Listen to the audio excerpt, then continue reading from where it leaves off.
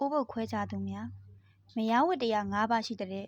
အိမ်တွင်းမှုလို့တိတ်ထုတ်သေးချာမိစ္ဆာချင်းရှောင်းလျှော်အောင်ဖြန့်ကြည့်ပြင်းရီမမှုဝင်ငါစုအိမ်သူချင်းအံ့ရာကျမမှာတော့အိမ်ဘောကအိမ်ရောက်သိမ်းဆဲချက်ပြုတ်ကျွေးမွေးလို့ကိုယောက်ျားရှာဖွေလာသမျှပတ်စံလေးကိုချွေတာစုဆောင်းပြီးလို့ပေါ့ဒါတင်ပဲလားဆိုတော့ဘယ်ကမလဲကျမမှာတော့ကိုယောက်ျားကိုပဲချစ်စရာလို့မြင်နေကိုယောက်ျားကိုပဲမိကိုအားထားစရာလို့မြင်နေကိုယောက်ျားကိုပဲယောက်ျားလို့မြင်နေဒီမဲ့တော့ဘယ်ဟုတ်လိမ့်မလဲသမီးရွယ်ဆိုလဲလိုက်ကြည့်ရွယ်သူမိန်းမဆိုလဲငန်းငန်းတက်ကိုယ့်ထက်အသက်ကြီးတဲ့မိန်းမကိုလေတရီတမြများနဲ့ကြည်တာပဲဘယ်နဲ့တော့လွန်နဲ့ကိုရှိမှတော့ဒီလိုဆိုမှတော့ကြွယ်ရမှဆိုပြောမနေနဲ့တော့ဒင်းနဲ့အားရင်အိုးဘုတ်ပဲခွဲစီနေတော့တာဒင်းအိုးဘုတ်ခွဲတာကိုကျမသိတဲ့တနေ့အကြောင်းပြချက်မရှိအမေးမြတ်မရှိသူရှာထားမထား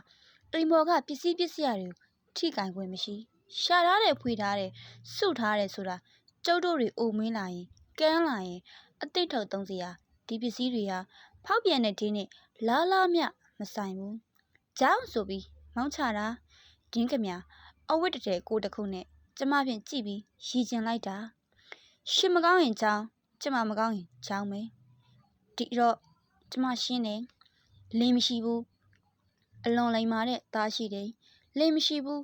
ပတ်ဝန်းကျင်ကိုဟားတိုက်ရီမောနိုင်တယ်လင်းမရှိဘူးအများနဲ့တန်းတူနေနိုင်တယ်လင်းမရှိဘူးလင်းနဲ့ပတ်သက်ရင်နောင်တမရှိဘူးလင်းမရှိဘူးပြည်စုံနေတယ်ဆရာတိုက်ရွှေကိုရိတာမိခွန်းရှင်